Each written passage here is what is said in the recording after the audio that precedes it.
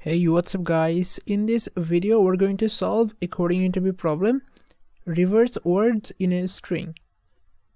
Given an input string s, reverse the order of the words. Return a string of the words in reverse order concatenated by a single space. If we have multiple space in between two words, we have to remove the multiple space and we have to insert only one space. Let's see some example. For example, if you're given this string as input, then you have to reverse the word of the string. So this word D will move to the very end and this word blue will move to the very beginning, and then these two words will swap in between. So if we reverse the word of this string, then we get this string. Blue goes here, is goes here, sky goes here, and D goes here. So if you're given this string, we have to return this string. For example, if you're given this string, in this string we see that in between these two words we have multiple space, and at the very beginning and at the very end this string contains a space. We have to remove the space from at the beginning and from the end.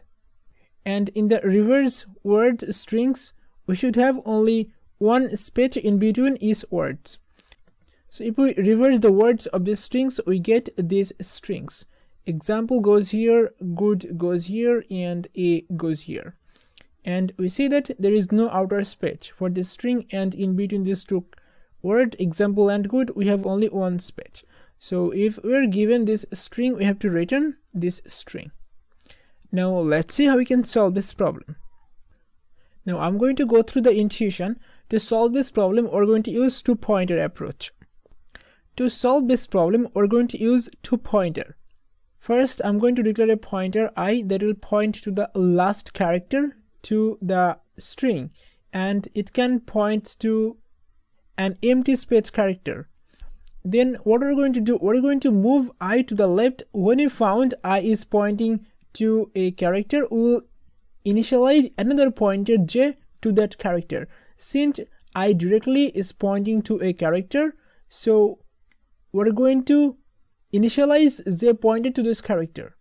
For example, if we have space right here after this word, then I will point to the empty space character. So then we will move the I to the left. Whenever we found I is pointing to a character, then we will initialize this j pointer to the character. So here we have initialized this j to this last character. Now what I'm going to do, I'm going to move I to the left. Whenever we found I is pointing to a empty space character, then we will add the word in between I and j. Now let's declare a string builder to store the reverse word strings. So let's consider this is our string builder, and here we will store our string. Now let's move I to the left, and here I is pointing to this character U. Let's move it. I is pointing to this character L, then I is pointing to this character B. Then we see that I is now pointing to empty space character. Now what I'm going to do, I'm going to add the character one by one from I plus 1 to j. So it will add B, L, U, E. Before adding this word to our string builder, we're going to check if the string builder is empty, then we will add this character one by one. If we found string builder is not empty, then first we will add a space, then we will add this word.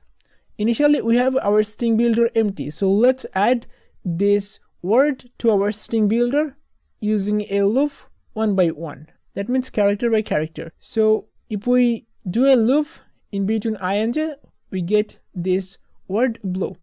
Now let's move I to the left, and here we see I is pointing to a character. Now let's move j to this character. Now let's move I to the left, and here we see I is now pointing to empty space character, and we see that our string builder is not empty. So let's insert a space to our string builder. Now we're going to add this word in between I+1 and j, character by character. If we add this word, then we get blue, then space, then is.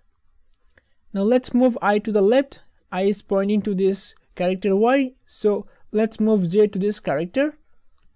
Now let's move I to the left, and in this case we see that I is pointing to this empty space, so let's add this character to our string builder. Before adding, let's insert a space to our string builders since the string builder is not empty. So let's add a space, and now let's add this words character by character sky. Now let's move I to the left.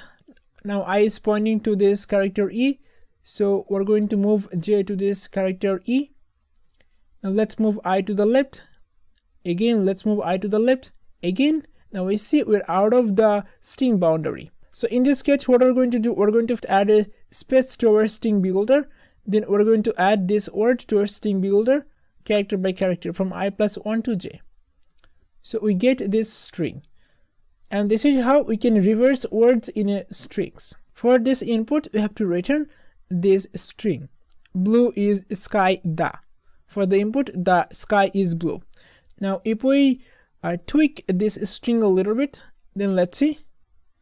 Alright, now we are at this character e, and here I and j pointer is pointing to this character e, and at the very beginning we have two empty spaces. Now let's move I to the left, and we see that now I is pointing to empty space character. Now what I'm going to do, I'm going to add these words to our string. Before that, let's add a space to our string builder, and then let's add this word d. Then we're going to move I to the left, again I to the left, and we are out of the string boundary. So we're done. And this is how we can solve this problem. Hope you have understood the concept of reverse words in a strings. Now let's see how we can implement this solution using pseudocode, and then we will take an example to make you understand this problem. Alright, this is our pseudocode to solve this problem. First, we have this function reverse words that takes a string as input. Then we're going to declare a string builder, and this string builder will store our reverse words. Then we're going to find out the length of the given string, and this is the first pointer I, and we're going to check if I is greater than or equals to 0. Then this loop will run, and here we're going to check if the current character is empty space, then we will move I to the left. Whenever we found I is pointing to a character that is not an empty space, so we will initialize j pointer to that character, and then we're going to move I to the left until we found I is pointing to a space or an empty space character. Then here, if we found the length of the string builder is greater than 0, we'll append a empty space, and then we're going to add that character from I+1 to j to the string builder. At the end, we'll convert the string builder into a string, and we'll return that string. Now let's see how this works. For that, let's take this as an example. So first, we're going to initialize a pointer I to this empty space character, and this is our string builder. Initially the string builder is empty. Now I is pointing to this empty space. Now let's move I to the left since I is pointing to this empty space. Now I is pointing to this character e, so we see this if condition false here or at here, so I will point to this character e. Now let's move I to the left until we found a space character. So we're moving I to the left, and here we found the empty space character. Now what I'm going to do, I'm going to check if the length of the string builder is greater than 0, and we see the length of the string builder is not greater than 0. The string builder is empty. So we're going to add example to this string builder, so we get this string. Now let's move I to the left again. Since we see this if condition is true, so it will move here since we have here two empty space. Now let's move I to the left again, and in this case we see I is pointing to a character, so we'll move z to that character. Now let's move I to the left, and here we see I is pointing to this empty space, so let's add this word to our string builder. And before that, here we see that the length of the string builder is greater than 0, so we'll append a empty space. Then let's add this word character by character, then you get this word to the string builder by this for loop. Now let's move I to the left again, and we see that I is pointing to this character A, so we will move J to I. Now let's move I to the left, and we see I is pointing to empty space, and we see the string builder is not empty, so let's append a space and let's add A to the string builder. And we're going to move I to the left, and we're out of the string boundary. I is now less than 0. So this while loop will stop here, and we get this string. And this is how this solution works. And this is how we can solve this problem. The solution will take for the worst case bigger of 2n time complexity, where n is the length of the given string, and the solution will take bigger of n space complexity to construct our string builder, and the time complexity is bigger of n because 2 is a constant. And this is how we can solve this problem. I hope you have understood this problem. If you're not understanding, I'll highly encourage you to go through with your examples, then it will make sense. Thanks for watching this video. I will see you in the next video.